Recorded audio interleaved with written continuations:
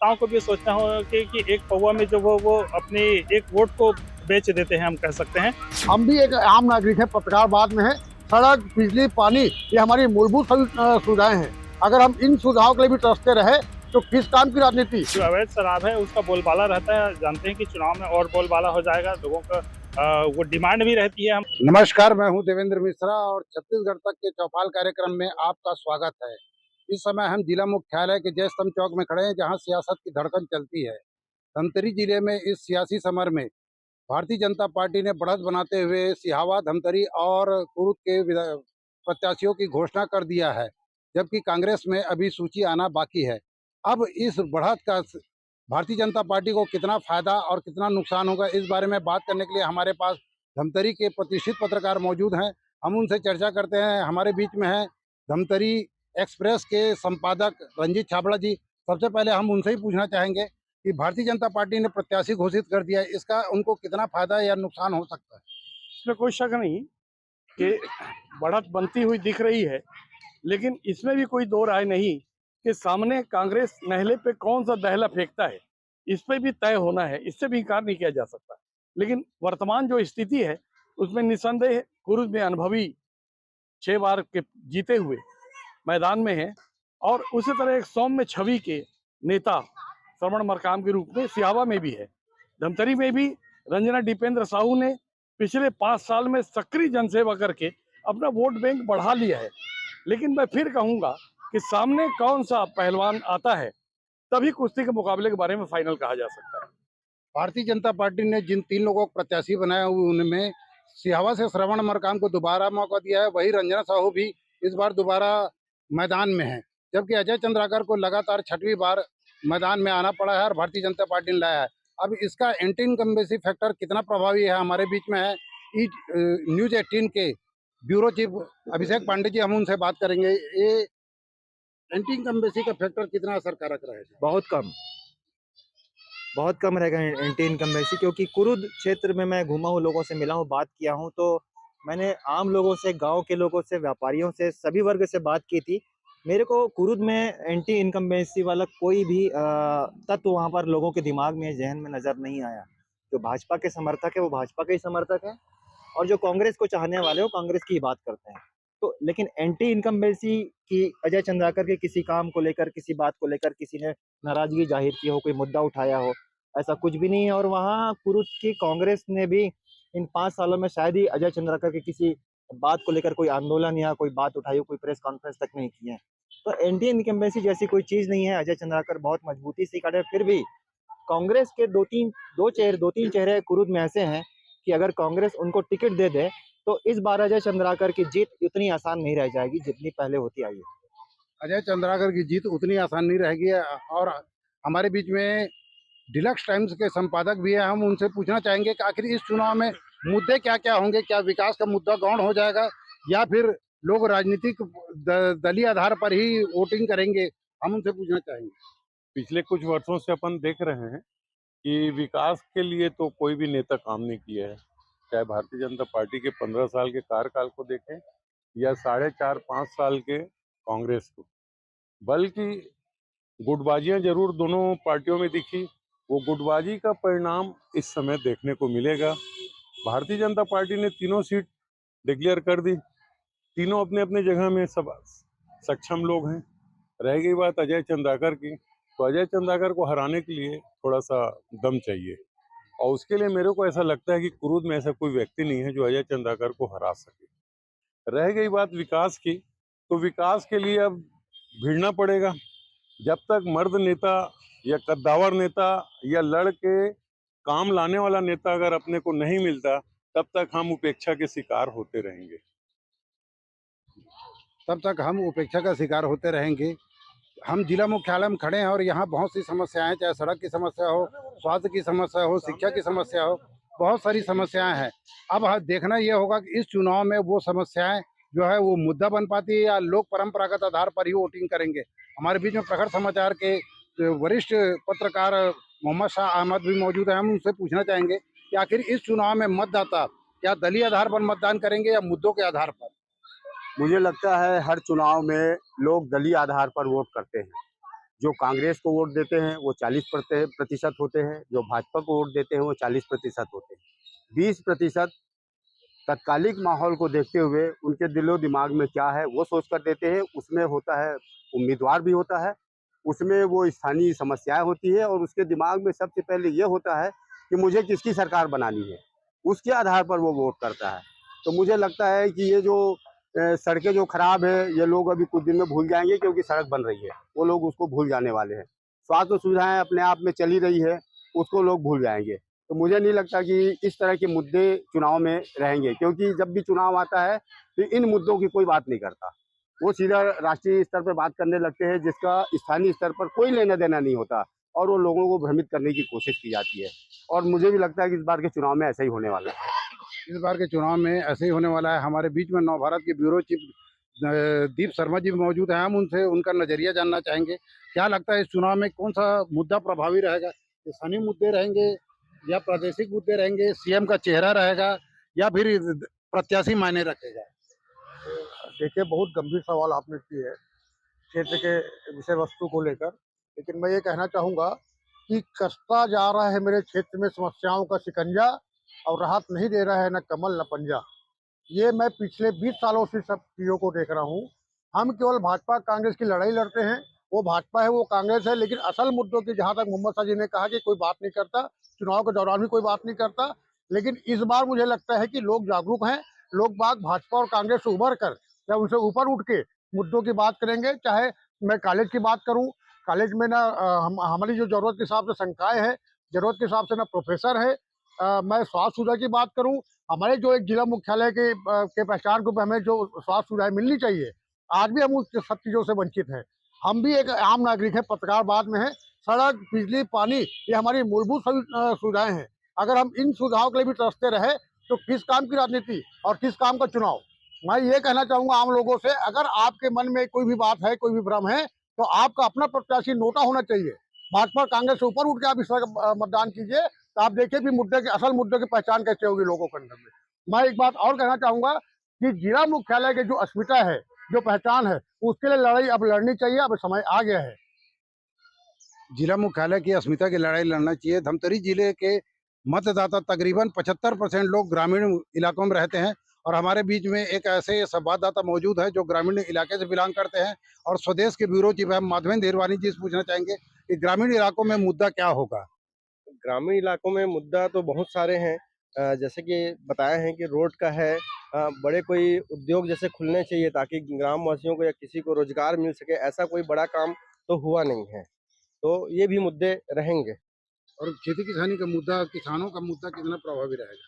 किसानों का तो अभी संतुष्टिजनक है, जिस हिसाब से चल रहा है प्रदेश में, जो किसानों को जो राहत मिली है वो है। और तमाम जो खाद या उसका बोले तो कालाबाजारी जो बढ़ रहा है उससे किसानों में नाराजगी तो है। ग्रामीण इलाकों में अभी कुछ समस्याएं, जहां सड़क की समस्या है या खेती किसानी संबंधी समस्या है, वही ये अवैध शराब भी एक बहुत बड़ी समस्या बनकर उभरी है। हमारे बीच में है छत्तीसगढ़ के वरिष्ठ संवाददाता हमारे भूपेंद्र पटवा जी। हम उनसे पूछना चाहेंगे, भूपेंद्र पटवा जी, एक गांव में जो अवैध शराब बिक रहे हैं या फिर जो कानून व्यवस्था की स्थिति खड़ी हुई, ये कितना बड़ा मुद्दा बनेगा? इसे भी मैं मुद्दा मानता हूँ, क्योंकि कहीं न कहीं से हमारे आने वाला जो भविष्य है, आने वाली पीढ़ी है, वो नशे के गत में जाकर दूसरे रास्ते में भटक रहे हैं। आज मैं मानता हूँ कि जो चोरी की जो घटनाएँ बढ़ी, छोटी-बड़ी, वो उसका कारण केवल और केवल नशा है। तो नशे पर ना सरकार रोक लगा पा रही है और ना ही पुलिस इस पर सही कार्रवाई कर पा रही है। नशे पर न सरकार का जोर है, न ही पुलिस का जोर है, जिसके चलते ये समस्याएं दिन ब दिन बढ़ती जा रही है। हमारे बीच में भूपेंद्र साहू जी भी मौजूद हैं। हम उनसे पूछना चाहेंगे कि कानून व्यवस्था और दीगर समस्याएं कितनी ज़्यादा प्रभावी है, जो वोटिंग को या चुनाव परिणाम को प्रभावित कर सकती है? नहीं, दीगर समस्याएं तो ज़्यादा प्रभाव नहीं करेगी, ना ही कानून की जो समस्या है उसमें भी कोई ज़्यादा प्रभाव नहीं पड़ेगा। हाँ, ये है कि जो अवैध शराब है उसका बोलबाला रहता है। जानते हैं कि चुनाव में और बोलबाला हो जाएगा, लोगों का वो डिमांड भी रहती है, हम कह सकते हैं। अभी देखें कुछ दिनों बाद जो है बाहर अदर स्टेट से शराब की खेप उतरेगी और उसको भी कार्रवाई नहीं होती है। तो उस पर भी यदि प्रभावी कानून लाए जाए और स्ट्रिक्टली यदि कार्रवाई की जाए, चाहे वो किसी भी पार्टी का हो, कहीं से भी शराब आता है, मतदाताओं को भी सोचना होगा कि एक पौवा में जो वो अपनी एक वोट को बेच देते हैं, हम कह सकते हैं। तो इन सब चीज़ों से दूर हट के वो 5 साल की यदि सोचें, 5 साल में खुद के विकास का, खुद के मोहल्ले का, समाज का, राज्य का विकास का यदि सोचें, तो निश्चित रूप से वो ये जो है अवैध शराब चीज़ें जैसे गौण हो जाएगी। लेकिन यहाँ पर को जो है पुलिस प्रशासन को भी स्ट्रिक्ट होना होगा कि यदि मोहल्ले-मोहल्ले में यदि शराब उतरती है, तो उस पर स्ट्रिक्टली कार्रवाई करें और इन सब चीज़ों से दूर करें। तो निश्चित रूप से जो है एक स्वच्छ छवि के जो भी प्रत्याशी रहेंगे, उनको एक प्रभावी वोट मिल सकता है। नदी किनारे बसे गांव की अपनी एक समस्या रही। सड़क के लिए बहुत समय से आंदोलन चला और बीते कुछ दिनों से अवैध शराब को लेकर भी बहुत बड़ा आंदोलन खड़ा हुआ है और बार-बार प्रशासन के दर पर इसकी मांग की जा रही है। अवैध शराब की बिक्री पर रोक लगाने की मांग की जा रही है। ये मुद्दे कितने प्रभावी रहेंगे, हम हमारे बीच में रंजीत छाबड़ा जी मौजूद हैं, उनसे पूछना चाहेंगे। और इसे लेकर जो रोड को लेकर जो अभी श्रेय की राजनीति चल रही है, उसे आप किस परिप्रेक्ष्य में देखते हैं? सच कहा जाए तो विकास वाले मामले में सड़क हो, बिजली, पानी, बुनियादी नागरिक सुविधाएं हो, इस पे राजनीतिक चश्मे से नहीं देखना चाहिए। लेकिन ये देश का दुर्भाग्य है कि 75 साल बाद भी राजनीतिक दल के नेताओं ने अपना मनोवृत्ति नहीं बदली है और श्रेय लेने की एक होड़ लगी रहती है, जिसके चेहरे अब बेनकाब हो चुके हैं। अब जनता इतनी जागरूक हो चुकी है कि वो अब बहुत सोच समझ के निर्णय लेने वाली है। ये सबसे बड़ा इशारा मिल रहा है। और इस क्षेत्र में हमर राज पार्टी अरविंद नेताम जो वरिष्ठ देश के आदिवासी नेता हैं, उनका उम्मीदवार भी यहाँ खड़े होने वाला है, नगरी में भी खड़े होने वाला है और कुरुद में भी खड़े होने वाला है। ये एक बहुत बड़ी चुनौती है जिसे लोग नहीं समझ पा रहे हैं और चुनाव के जो परिणाम है निसंदेह चौंकाने वाले भी आ सकते हैं। लगातार त्योहार है, नवरात्र में नामांकन भरा जाएगा, दशहरा है, शरद पूर्णिमा है, करवा चौथ है, दिवाली है, 54 दिन के इंतजार है। व्यापारी मस्त रहेंगे और किसान धाइन कटाई में टिके रहेंगे। उन स्थितियों में नेताओं को भी अपने संपर्क सूत्र बनाने में बहुत खून पसीना एक बहाना पड़ेगा। और आपने जो महत्वपूर्ण एक विषय उठाया है कि क्षेत्र में सूखा नशा हो, गीला नशा हो, अपराध हो, जुआ हो, सट्टा हो, ये विकास की तरह एक निरंतर चलने वाली एक प्रक्रिया है जो अपराध है, जिस पर पुलिस नियंत्रण लाने के लिए निरंतर वो भी प्रयास करती है, इसमें कोई शक नहीं। लेकिन 100% कोई भी अगर पुलिस अधिकारी कहता है कि मैं अपराध समाप्त कर दूंगा, तो ये बिल्कुल गलत बात है। जब तक समाज है, जब तक उसमें असामाजिक तत्व भी रहेंगे और ये सारे अपराध होते रहेंगे। जैसे कि रंजीत भैया ने बताया कि यहाँ तीसरी शक्ति का भी उदय हो चुका है, जहाँ सर्ववादी समाज आदिवासी समाज भी चुनाव लड़ने के लिए आतुर है या तैयार है। उसी प्रकार आप आम आदमी पार्टी की भी दस्तक हो चुके हैं। हमारे बीच में अभिषेक पांडे जी मौजूद हैं, हम उनसे पूछना चाहेंगे तीसरी शक्तियों का चुनावी गणित पर क्या असर पड़ेगा, चुनावी समीकरण पर क्या असर पड़ेगा? ये असर जो है उनकी एकजुटता पर और उनके प्रदर्शन पर निर्भर करेगा। लेकिन अभी तक जो उनका प्रदर्शन रहा है, अलग-अलग जगहों पे इन्होंने चुनाव लड़ा, उपचुनाव लड़ा है, तो वहाँ अपने को देखने को मिला कि वो असर नहीं दे पाए, जिसकी लोग उम्मीद कर रहे थे या अनुमान लगा रहे थे। तो ये आने वाले दिनों में पता चलेगा। अभी तक देखने में ऐसा लग रहा है कि बहुत ज़्यादा असर ये नहीं डाल पाएँगे, क्योंकि पार्टियाँ जो होती हैं, पूरा राष्ट्रीय पार्टियाँ राजनीति में होती हैं, वो उनकी बहुत बड़ी ताकत होती है। छोटी ताकतों को उनके सामने खड़े होने में बहुत मेहनत करनी पड़ती है, बहुत समय लगता है। तो आम आदमी पार्टी तो लंबे समय से छत्तीसगढ़ में काम कर रही है, लेकिन अभी तक उनका ग्राउंड में कितने आदमी उनके समर्थक हैं, ये एक हाथ की उँगलियाँ भी बहुत ज़्यादा हैं गिनने के लिए। तो अभी वो अपने जनता के बीच ना पैठ बना पाए हैं, ना समर्थक बना पाए हैं। ऐसे में जो अरविंद नेताम जी की पार्टी है, वो उनका बड़ा आधार उनका समाज ही कहा जा सकता है। विकास के मुद्दे, जन आंदोलन, ऐसे में उनका कोई आधार यहाँ पर है नहीं। एक समाज विषय से ताल्लुक रखने से ही चुनाव जीत जाएँगे, ये कहना उचित नहीं होगा। मुझे नहीं लगता कि बहुत ज़्यादा असर डालेगा। पिछले चुनाव में एक निर्दलीय ने 30,000 वोट पाया था, तो ज़रूर लगा था कि मतदाताओं का रुझान जो है वो तीसरी शक्ति की ओर जा रहा है। आप क्या मानते हैं सुधीर गुप्ता जी तीसरी शक्ति के बारे में? तीसरी शक्ति में अभी पांडे जी ने बताया कि जब तक जनाधार नहीं होगा तीसरी शक्ति का, किसी भी प्रकार का उनके बारे में बोलना बेकार है। रह गई बात व्यक्ति विशेष, तीसरी शक्ति में कौन आ रहा है, उसके ग्रामीण क्षेत्रों में, शहरी क्षेत्रों में क्या पकड़ है, ये मायने रखता है। तो आने वाले समय में अगर तीसरी शक्ति के रूप में मैं भी एक हमर छत्तीसगढ़ पार्टी का अध्यक्ष हूँ और उस नाते मैं आपको यही बोलूँगा कि मुझे अभी ऊपर से निर्देश मिला है कि 2, 4, 5 दिन आप शांत रहिए। उसके बाद जैसा भी दिशा निर्देश होगा, प्रेस वार्ता लेके धमतरी जिले की तीनों सीट डिक्लेयर करेंगे। उसके बाद अगर मुझे निर्देश मिलते हैं लड़ने का तो मैं पूरे दमखम के साथ धमतरी विधानसभा चुनाव को लड़ूंगा। और जीत हार तो मुझे नहीं मालूम, लेकिन हालत खराब करने के लिए मैं काफी हूँ। पिछले चुनाव में कांग्रेस में बगावत हुई, जिसके चलते कांग्रेस का प्रत्याशी जो है 464 वोट से हार गया।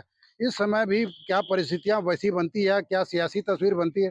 भारतीय जनता पार्टी और कांग्रेस में भी बहुत सारे लोग जो है असंतुष्ट हैं। तो हमारे बीच में मौजूद हैं धमतरिया के गोट के संपादक संजय जैन जी। हम उनसे पूछना चाहेंगे कि धमतरी में कितनी संभावना है बगावत होने की या असंतुष्ट लोगों के मैदान में आने की? धमतरी विधानसभा की बात करें तो दोनों पार्टियों में असंतोष ही असंतोष है।